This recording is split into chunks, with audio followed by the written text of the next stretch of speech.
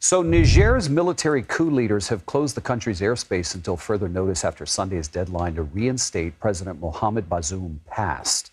The Economic Community of West African States, or ECOWAS, had warned it could take military action if the ousted president was not reinstated. Chris Ewokor, with our partners at the BBC, is in neighboring Nigeria. He joins us with more on that. So, Chris, let's talk about what is the significance, the impact of the airspace now being closed? Well, the significance is that it means that Niger and the military junta there, the leaders there in Niamey, and in fact, they have alleged that there is a military deployment going on into Central African states, even though they didn't give names. So it looks like they're really intending to defy the demand and the resolution of ECOWAS asking for the reinstatement of the ousted president, Mohamed Bazoum.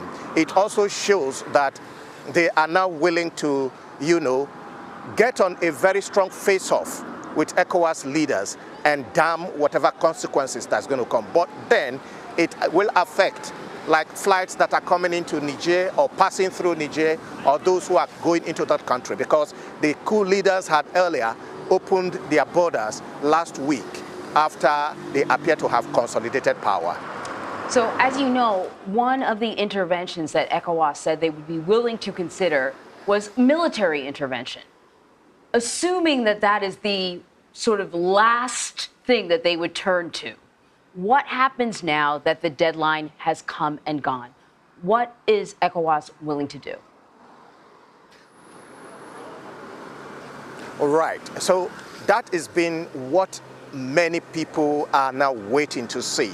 The expiration of the ultimatum given by ECOWAS leaders to the military coup leaders in Niamey expired on Sunday. And now the information we are getting from the government in Nigeria is that there is going to be a meeting of the leadership of ECOWAS, that is the ECOWAS heads of government. They will be meeting again later this week in Abuja, precisely on Thursday, to take further decision or maybe strategize on what next step is going to be.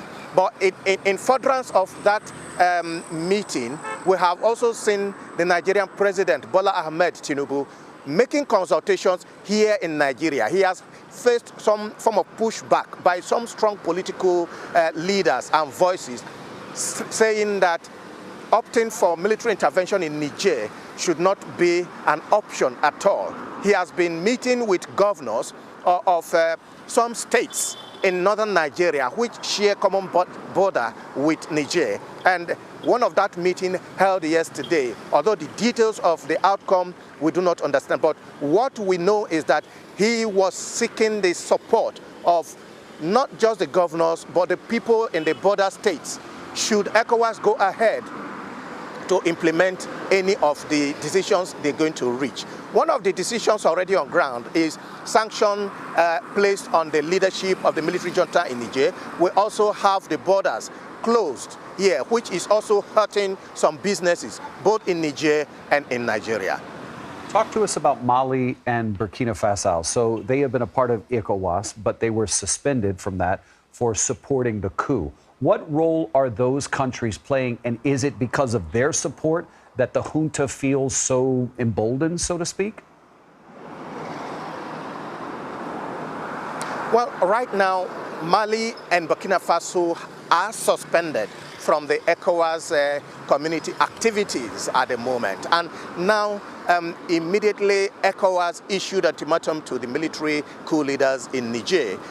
Mali and Burkina Faso, which has also been, both have been under military rule, have come out to denounce the ECOWAS decision and in fact pledged their support to Niger. They have said that if ECOWAS go ahead to carry out a kind of military intervention, they are ready to see that action as a declaration of war against them, as well as they'll be ready to defend their neighbor, Niger. And in that kind of solidarity arrangement, we have seen a visit by a member of the military junta in Niger, visiting them sometime last week. And we are also seeing maybe a replication of that visit with delegations from Burkina Faso and Mali visiting Niger. Last question.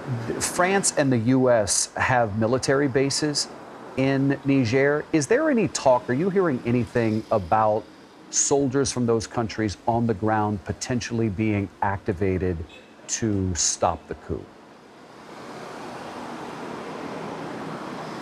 Well, from all that we have seen so far and what we are hearing, there hasn't been any activation of any military deployment, either by the U.S. or France in Niamey, simply because both countries, including the EU, have said that whatever action that ECOWAS, that's the Economic Community of West African States, which is the regional bloc, is going to take, they are in support of them. So there hasn't been any deployment or activation of troops, and nothing of such information has gotten to us so far up till now. Got it.